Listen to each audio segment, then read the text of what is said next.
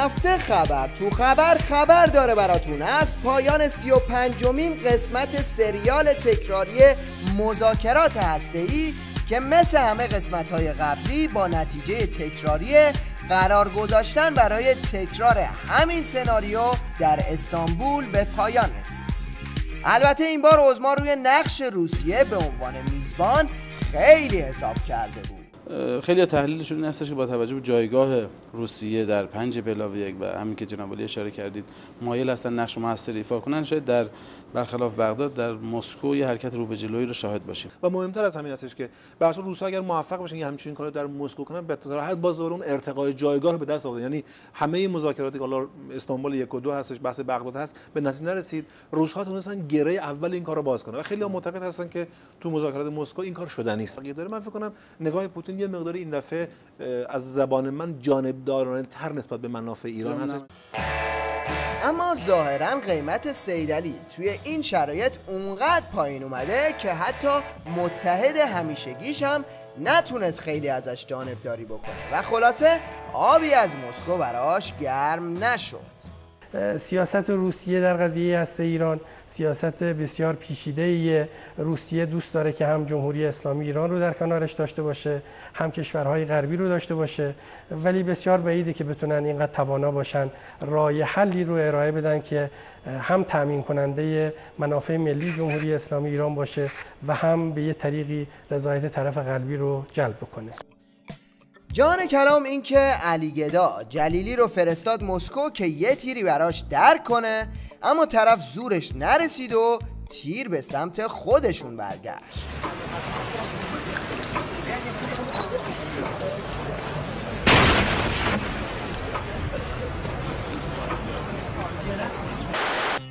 حالا بعد از این فیلم تکراری میریم سراغ یه گزارش چاله میدونی از یک کارشناس چاقوکش اقتصادی درباره وضعیت نظام زیر فشار تحریم ها.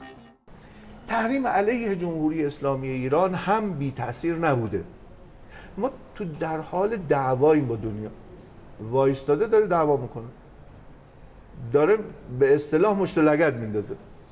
دو تا مشتش هم خورده پای چشم ما، یک خورده کبود شده، به دلیل که هزینه هایی رو که ما برای دور زدن تحریم امروز داریم میپردازیم حداقل 20% هزینه های اقتصادی ما رو افزایش داده. یعنی اون مشت پای چشم ما خورده ولی کشته نشدیم. نه تنها اصلا نرید تو این فاز. ما یاد گرفتیم چجوری جا خالی بدیم. چطور جا خالی بدیم. یعنی مثل یه قولی میمونه که نشستیم رو دوشش داریم تدبیر میکنیم، چشاشو گرفتیم و داریم چشاشو از حدقه در میاریم. این قطعا این قوله زمین خواهد. نقف إجلالا وإكبارا.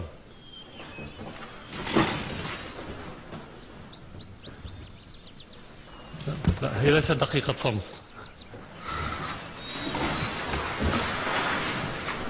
نقف إجلالا وإكبارا.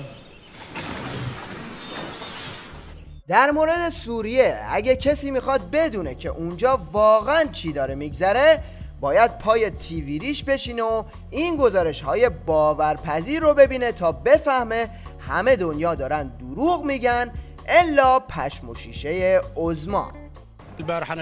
دیروز در دوما و هرستا بودم، گفتن که تظاهرات و تیراندازی وجود داره اما هیچ خبری نبود. همه اینا شبکه‌های کینه‌توزی هستن که میخواهند این کشور رو از بین ببرند.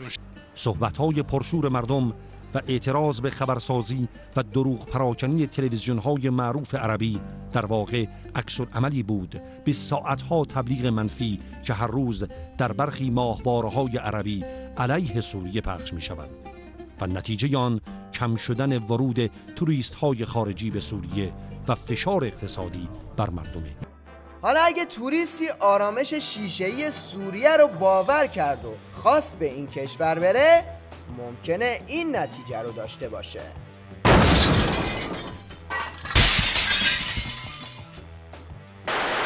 بعد از راه افتادن استبل نهم یا همون مجلس نهم نظام، روند جدیدی از جنگ و دعواهای باندی هم شروع شد.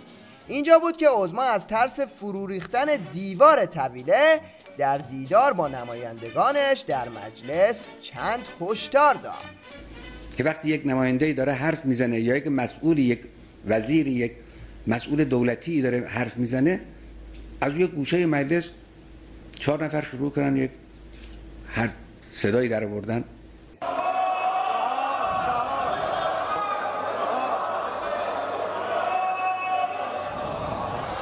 اصلا تعجب، من اولی که برخورد کردم با این قضیه حیرت کردم، مگه ممکنه چنین چیزی؟ دیدیم بله، هم ممکنه هم واقعه. خلاصه این دستورالعمل‌ها باید اجرا بشه تا کار به اینجا نکشه.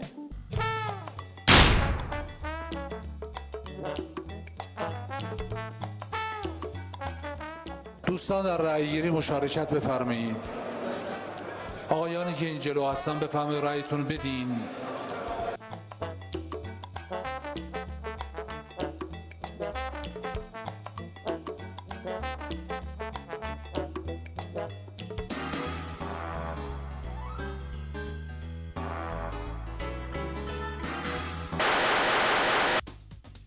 محمود که اعتیاد شدیدی به خالی بندی داره، از اونجایی که یه چند روزی به خاطر دروغاش روی آکران نبود، رفت تو مصاحبه با تلویزیون چین تا در دروغگویی یه دلی از عزا در بیاره. ما دنبال جنگ با کسی نیستیم. جنگ رو به ضرر بشریت میدونیم، عمل زشتی میدونیم. دین ما میگه امروز هم در رأس تمام مسائلمون جنگ است. ما دینمون خدمت به ملت هاست، دوستی با ملت هاست، احترام به ملت هاست. دوستی احمدی نژاد با ملت ها از اون جوک هایی که کوچیک و بزرگ رو به خنده میندازه.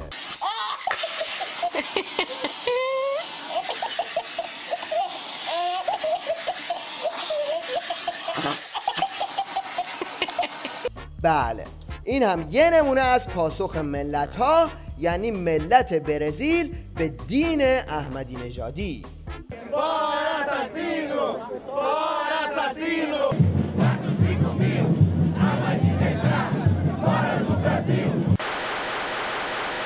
مشنگستان این هفته رو با یکی از پیرترین مشنگ‌های نظام شروع می‌کنیم که داره بار و بندیل رو میبنده واسه جهنم و این دم آخری یاد این دلسوختگی‌ها و دماغ سوختگی‌ها افتاده. آدم آخرای عمر میفهمه که عجب گذشت و سریعم گذشت، خیلی زود. 80 سال از عمر حقیر گذشته، وقتی به عقب برمیگردم مثل یک آنیست. واقعش اینه که خیلی به سرعت گذشت، بهره‌ای نگرفتیم. چه باید کرد؟ خدا رحم کنه. مشنگ بعدی شیخ مهدیه که یکی از رساله های قدیمی علی شیره‌ای رو اینطوری علنی کرد. خیلی از معتادا فکر کنی همه معتادا به نتیجه رسیدن که اعتیاد بده. من توی یه شهرستانی یک کتاب 1000 صفحه با چاپ سنگی 40 سال پیش خودم دیدم. اگه ندیده بودم باورم نمیشد. توضیح المسائل معتادا بود. یکی از مسائلش این بود: اگر معتادی شک کند که یه بس 3 بس کشیده یا 4 بس، بنا رو بر 4 بگذاره، یه بس احتیاطی بگیره.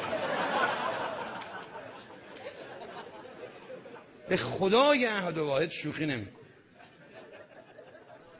اگر شک کرد، نمیگم که بخندی، میخوام مطلب ما بفهمی، شک کرد 1 بس یا 2 بس، شکش باطله. دوباره یعنی طرف نشسته رساله مرجع تحریر رو آورده، میگم خود کورشم اگه دروغ بگم، کتاب 1000 صفحه‌ای بود، عجیب بود، خدا میدونه. حالا به یکی گفتم چرا تو بابات معتاد بود چرا ادامه دادی؟ گفت پدرم گفت وصیت میکنم اگر پسر من هستید راضی نیستم که وافر رو زمین بمان. بعد از این توضیح المسائل قدیمی بریم سراغ یه رساله سیار که در مورد آزادی و حقوق زنان یه دیدگاه ولایت پسند ارائه میده و از یه اندیشه ماورای فمینیستی حکایت داره. یک سوال دیگه بخونم بعد تلفن بشنویم. آیا زن حتما باید با اجازه شوهر بیرون از خانه کار کند؟ نه، اگر بخواهد بیرون خانه کار کند، اشتغال داشته باشد، باید با اجازه شوهر باشد. نه اینکه باید با اجازه شوهر بیرون خانه کار کند، این عبارت صحیح نیست. اگر بیرون خانه کاری دارد، حالا کار استخدامیه یا کار شخصیه، فرق نمی کند، این باید با اجازه شوهر باشد. در انتها توجه شما رو به رقابت 2 بیلیارد باز هنرمند جلب می‌کنیم. اول این یکی رو داشته باشید که انگار توپ رو با چشماش کنترل میکنه و هر جا میخواد میبره.